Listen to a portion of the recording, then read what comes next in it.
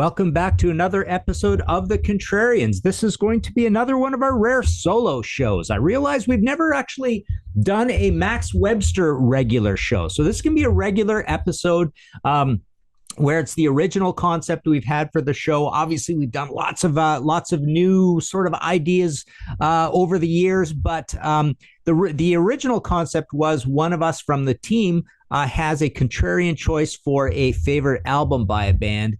And Max Webster, one of my favorite bands in the world, I think I definitely can qualify for a contrarian choice for favorite Max Webster album. We will get to what that choice is. But yes, just a little bit of a primer on Max Webster. They're one of my favorite bands, probably my favorite Canadian band. Yes, I know I'm supposed to say Rush, but Max Webster, I've often said this thing. They had this nice tight catalog. It's before there could be any sort of 80s and 90s going on in their lives. It's essentially this perfect catalog of what is it? Five, six, depending on how you count. We'll go through them here. But basically, Canadian band, originally from Sarnia, sort of moved over to Toronto, essentially a Toronto-based band. And, how would you describe them? I would say they're a little bit, they're hard to describe, number one. I would say there's, my cheeky description is Blue Oyster Cult meets Cheap Trick. There's a little bit of Frank Zappa to them, a tiny bit of Captain Beefheart. Interesting band in that. The main lyricist in the band, Pi Dubois, good buddy of mine. We're kind of working towards. I'm trying to coax enough out of him to do an actual poetry book of his writings that were not lyrics, but essentially, great lyricist. One of my favorite lyricists. I've often said, Clutch, Blue Oyster Cult, Captain Beefheart, and Pi Dubois are my favorite lyricists of all time. And then he went on. When Kim went solo, Kim Mitchell, the guitarist and singer, went solo. Pi continued on with him and had some great success here in Canada. But essentially, this gives me the opportunity to show the Max Webster box set called The Party. So I've got a vinyl box of this, but I'll just go through the albums for you, and that way I'll give you a little history of the band. I did liner notes for this as well. There's a shot of the band on the back of the box. But yeah.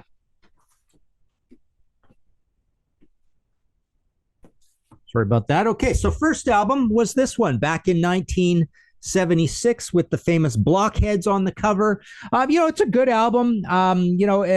Paul Kersey was the drummer at this point, Mike Tilka, Terry Watkinson, keyboards and vocals, Kim Mitchell, and like I say, Pi Dubois writing, most of the lyrics on here.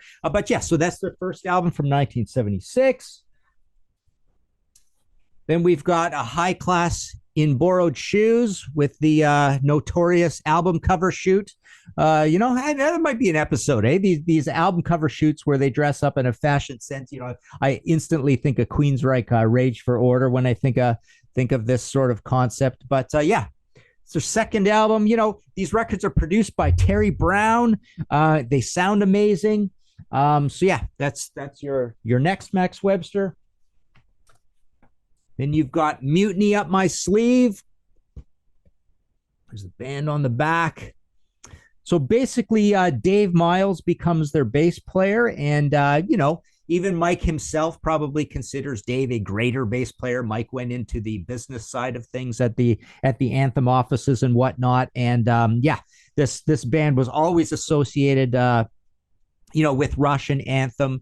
And basically, the manager there, Ken Berry, was managing these guys while Ray Daniels was more or less managing Rush. It's kind of a long story, but they're on Anthem. In fact, when Rush had the Moon Records imprint, Max even had their own imprint at the beginning called Taurus Records, right?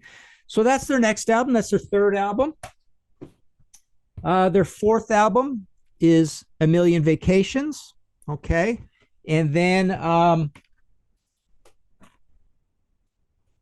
they've got the live album, Live Magnetic Air. Your cool band shots in there. There's the iconic Gary McCracken with his big drum set, beautiful productions, tuned drums. And then this This box comes with, okay, so the last Max Webster album was this one, widely considered the heaviest Max Webster album. There's Kim on the back there. It's a story about the photo shoot and all. Actually, yeah, that's the story of this shoot. And the whole thing, I did a Max Webster book. I've got a book called, what is it called? Live Magnetic Air, the superlative story, or the spectacular story. Anyways, it's the Max Webster story. I've got a Max Webster book, basically a standard rock biography kind of book on the band that goes through all the albums. They interviewed pretty much everybody. And that's available at martinpopoff.com. So the rest of this box has the booklet and a couple of little things, a little sticker and a little pass and a repro poster. Oh, yeah. There's that. And a bootleg live album. And weirdly, boxes always do strange things like this. But they stuck in Kim's first release, which was an EP with those 5 songs. And, you've heard me rave over the years. Those 5 songs are probably better than any 5 Max Webster songs. They're 5 of my favorite songs of all time. This is far and away the greatest EP I've ever heard. This is the greatest Kim Mitchell's output would ever be. The first album is amazing as well, Akimbo a Logo, but these 5 songs are absolute bangers. The production, the performances, Kids in Action, Big Best Summer could have been smash hits. Chain of Events is really heavy with an amazing drum performance and solo in that. Tennessee Water is a little bit of a mellow, that's kind of a party tune. Misdemeanor. Why am I talking about this so much? This isn't really what it's about, but this thing, all 5 of these songs, absolute classics. All right, so that's Max Webster. What else can I say about them? They were pretty big here in Canada. Their records mostly went gold and platinum for the one we're going to talk about here. They were widely famous because they were buddies of Rush all that time. They were considered the baby Rush, and very importantly, Rush took them on tour. A lot. They were essentially Rush's support band for some of the classic years. Pretty big band in Canada. Rush even took them over to Europe, and then all through the States as well. But definitely a quirky band with pretty challenging, interesting lyrics. An amazing guitarist in Kim Mitchell, who has some Alan Holdsworth in him, some Robert Fripp in him. Just really interesting stuff. Backwards guitar. Just really sophisticated, tuneful, accessible guitar playing. Terry Watkinson is the other main writer in the band, and so you get a lot of Terry Watkinson songs, and often, usually when Terry's writing, he'll do his own lyrics. So essentially, the lyrics in this band are what would you say, 80% Pi Dubois, i.e., non-performing member, and the rest are more or less Terry Watkinson in the band. So yeah, my contrarian choice for favorite Max Webster album is this one. And why would this be a contrarian choice? So number one, it's their most popular album. It's their most famous album, and it's the biggest seller, and it had the most hits on it. But I think it's a contrarian choice because most Max Webster purists would probably pick either High Class and Borrowed Shoes or Mutiny Up My Sleeve. Those 2 records are a little more edgy, quirky. They're a little more guitar dominated. The first one's got a little bit of it sounds like a debut album. It's just a little less polished than what would happen later. People blame Paul Kersey, but that's a bad idea because it's not his fault. It's more the production. It's not and the songwriting. It hasn't quite picked up to the high fidelity levels that you would get. I mean, when you get to High Class and Borrowed Shoes, swear to God, that's one of the greatest sounding albums of the 70s. It's just absolutely gorgeous, as is this album that we're talking about here. Mutiny Up My Sleeve, they had a lot of problems in the band. There was a lot of stress recording it. Terry Brown was overworked and he kind of fell out of the project at one point. So that one, you actually can tell, even though it's a really good sounding album, it's not up to high class and Board Shoes standards or to a Million Vacation standards. And then the last one is actually the heaviest, and it's also really interesting. There's a lot of neat stuff on it, but it's one where you can almost feel the dissension in the band. This is a band kind of like Queen, that they were all so talented that there was actual, wars between like what songs are going to get on the albums, and strong artistic. And Pi himself, was really strong-minded about keeping the artistic integrity of these records as well. So yeah, I would say this is a contrarian choice because it's probably the most I would say Terry Watkinson type album. It's the most keyboardy album. It's the poppiest. It's the lightest. But some amazing songs on it. It kicks off with Paradise Skies, which is the band's most famous song.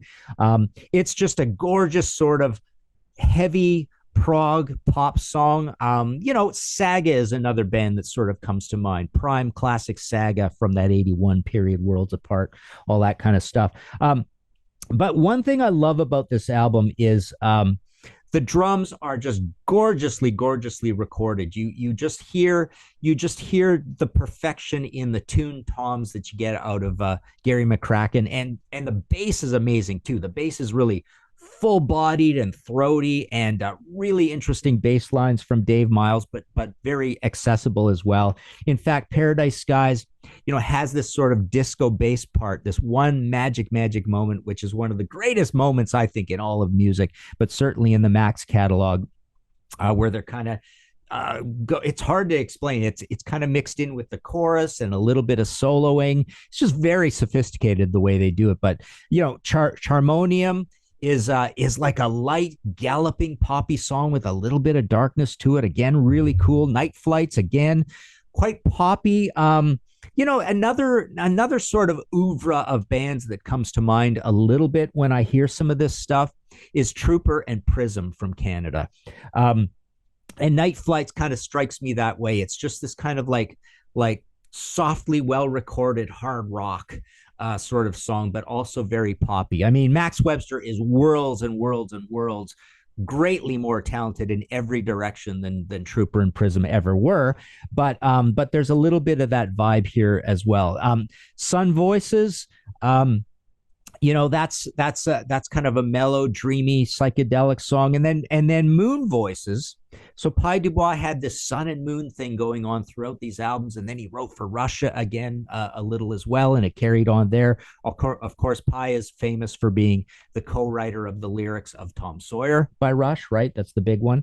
But Moon Voices is ironically, there's no lyrics to this one. So Moon Voices is just this really cool, almost like accessible Zappa-esque instrumental, where you're getting this really interesting interplay between the keyboards and the guitars. Everything's just so tastefully done.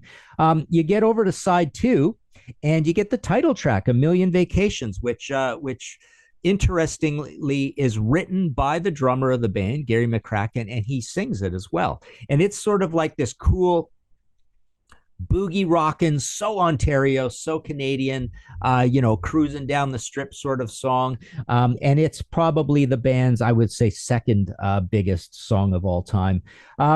Lookout, another really cool one. Let Go the Line, very poppy, very almost like Pomp rock is another thing that comes to mind when I think of this. That whole Touch, Trillion, 707 New England sort of sound. Styx a little bit. There's a little bit of Styx in this band as well. But, like I say, it's that mixed with the sophistication of Blue Oyster Cult and Cheap Trick. And then lyrically, you're really into a Captain Beefheart, Frank Zappa, Yeah, the literariness of the lyricists of Blue Oyster Cult when you get to the lyric end of things. So yeah, super interesting that way. Rascal Hootie and Research at Beach Resorts. This is where it gets a little. Rascal Hootie's almost like their song that's like a Queen's Sheer Heart Attack, I suppose. That's sending up the whole punk thing, and it's sung in a sort of a punk style. And then Research at Beach Resorts is the heaviest song on the album, and it's sort of a progressive heavy. Definitely it's got some of that Zappa-esque thing that you get, with earlier songs. There's like Toronto Tontos or The Party. So that's a really cool way to end the album, and it's definitely the most guitar-y, along with Rascal Hootie and Paradise Skies. But again, the big thing about this record is how much keyboards there is on it, and the versatility and variety of keyboards on it. I'm just looking at, here's what the inner sleeve looks like, in the back, and there was this whole postcard sort of thing. My buddy Monty Connor actually just did a Facebook post on the cover art variations of this, and I'm not sure I ever knew this story, but the back cover, it initially had a whole bunch of different postcards, but they decided against it because they were worried about copyright issues with all the postcards. But so they came up with this interesting handwritten on postcard idea for the lyrics on here, and I just wanted to kind of see if anything comes out at me about the writing credits. So yeah, on the first side, where's Paradise Skies? Oh yeah, so Paradise Skies is a Kim Mitchell Pie Dubois, so that's your classic writing arrangement of this band. Charmonian is straight Terry Watkinson. So that's a lyric song. So those are Terry's lyrics. Night Flights is Terry and Pie. So that's Terry and Pie writing together. Moon Voices, like I say, is straight instrumental, and that's Kim. Sun Voices is Kim and Pie again. And let's see, A Million Vacations is Gary and Pie. So Pie is working on the lyrics there. Research at Beach Resorts, Kim and Pie. Let's see. Lookout is Kim and Pie. Let Go the Line, straight Terry Watkinson. So that's all the lyrics are by Terry on that one. And Terry's singing that. I forgot to tell you. So Terry sings as well. And Rascal Hootie is Kim and Pie. So there you go. I would say if you're a cool Max Webster fan, you're not going to pick this one as the favorite Max Webster album because it was the hitiest. And I remember at the time everybody was, if you were a metalhead like I was at the time, even me at the time, was a little ticked off that it was so light. But I grew to love it over time, and it became my favorite. It's a little bit how Blue Oyster Cult Mirrors is arguably my favorite Blue Oyster Cult album. I know on Contrarians here, one of our early episodes was on that. And I just wanted to point out, we often do in these traditional episodes, we look at, how much songs were played live over the years. Well, this is a band that kind of broke up, and it went on to the Kim Mitchell project. It's just called Kim Mitchell. And just to tell you a little more, so he had a big hit with the Kimbo logo with Gopher Soda on it, and Shaken Like a Human Being had Patio Lanterns, and then Rockland had Rockland Wonderland. So he had these massive albums. I think the Rockland album might have even gone 4 times platinum in Canada, which was much more than any Max Webster album. So he and Pie together had a good run there. But in terms of, so in terms of songs being played live, well, they have this compressed history that's essentially the records start coming in 76 and it's all over and done with by 80, 81. There's this weird period where different members would come in and stuff, and they would still go out as Max Webster or Kim Mitchell. There's kind of some overlap there. But along those lines, so Live Magnetic Air comes out after A Million Vacations, and so it had America's Veins, super heavy one from High Class and Board Shoes. So Paradise Skies, of course, is on here. It's their big song, so that's from A Million Vacations. In Context to the Moon isn't. Night Flights is. A Lip Service, that's a good heavy Mutiny Up My Sleeve song. Sarnietown Reggae is kind of nothing. Here Among the Cats, you go back to the debut. Gravity is on here, Waterline, Charmonium, and Hangover. Hangover is kind of their big, heavy song from the debut. Our band in the 80s actually played that song live. That was that went over well all the time. But yeah, so I guess come to think of it, so from this album, or from my contrarian choice, it's just it's three. It's Paradise Skies, Night Flights, and Charmonium. And yeah, both of those, Night Flights and Charmonium, they used to play on the radio. Paradise Skies was the big one. Let Go the Line was on the radio. So they were a good, solid, and A Million Vacations actually. So 5 songs up here in Canada for sure were just major rotation up here on the radio all the time. So yeah, really cool. We're just Max Webster, here to thin the thickness of your skin. That's the quote on the back cover. Yeah, so there you go. Let us know what you think in the comments below. If this is a Max Webster poser fan choice for favorite Contrarian album, like I say, I think the purists would go for record 2 or record 3. Yeah, just a reminder, we've got a Patreon situation. If you join the Patreon situation, we assemble panels of those folks, and we've had lots of fun doing these Dark Horse panel things. We have music trivia night. Pretty much, Marco, what do you think? We probably do that once a month at least. That's always a lot of fun. That's a Patreon thing as well. We've got merch. So yeah, and don't forget to subscribe and hit that like button.